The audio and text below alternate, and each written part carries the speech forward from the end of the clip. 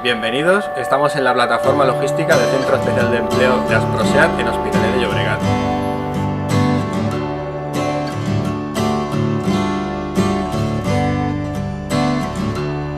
You came in like a phantom.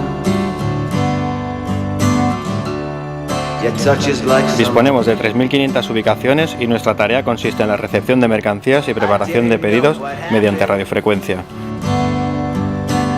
Actualmente la sección cuenta con 14 personas que forman parte de un equipo de 300 trabajadores con discapacidad. The clouds sail past me. The familiar fear to pen.